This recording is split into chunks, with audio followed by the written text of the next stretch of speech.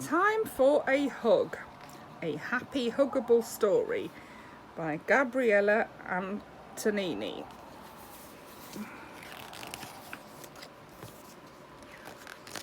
An igloo book.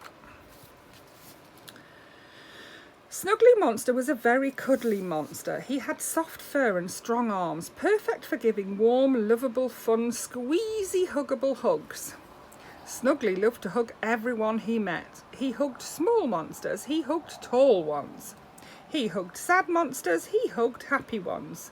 Hugging is the best fun in the world, thought Snuggly. Then one day Snuggly was on his way to see his best friend Giggly. At the bus stop he met Stripey Monster. Stripey's fur was dull and pale. She was very cold from waiting for the bus. Snuggly gave Stripey a warm hug and soon her fur was bright and fluffy again. "Thanks, Snuggly," she cried. At last the bus arrived and Snuggly got on. He saw Noisy Monster looking sad. "I've lost my voice," said Noisy in a tiny whisper. Snuggly gave Noisy a hug to cheer him up. Noisy was so pleased he forgot that he was sad. "Thank you, Snuggly," he whispered. At the next stop, Snuggly heard a strange noise.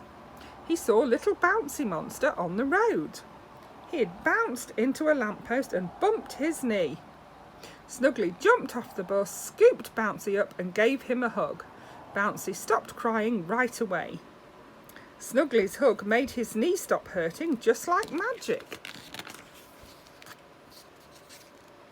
At last Snuggly arrived at Giggly's house. He couldn't wait to give his friend a hug. He pressed the doorbell. Ding dong, ding dong. Snuggly waited and waited, but no one answered the door. Suddenly Snuggly heard giggling sounds coming from the back garden.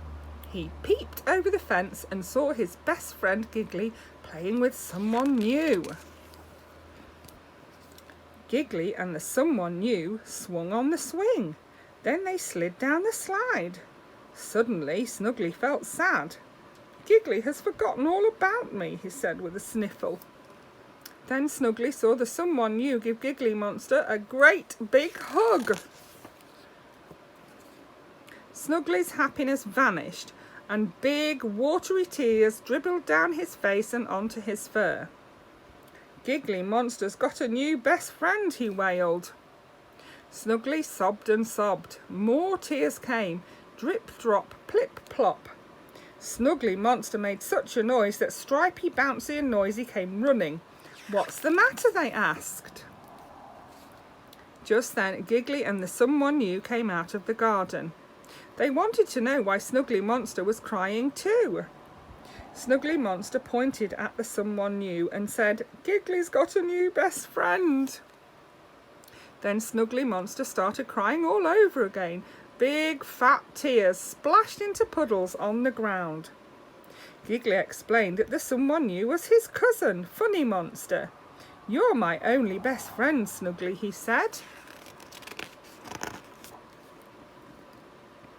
Snuggly Monster had made a mistake and he felt very silly indeed. "I'm sorry, Funny," he said. "I'm sorry, Giggly and Stripey and Noisy and Bouncy."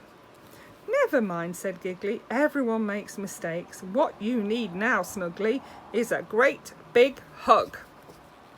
All the monsters gathered round and gave Snuggly Monster the biggest, huggiest hug he had ever had. "That was lovely," said Snuggly Monster. All his tears dried up and suddenly he felt happy again. "Come on everyone," said Giggly. "Let's all play in the garden." The monsters had fun all afternoon, playing lots of games, and Snuggly was back to his old self. He gave everyone lots of hugs and he felt happier than ever. That night Snuggly Monster cuddled up in bed with his teddy. He remembered the lovely hug from all his monster friends. "I love giving hugs, but I love getting them too," thought Snuggly.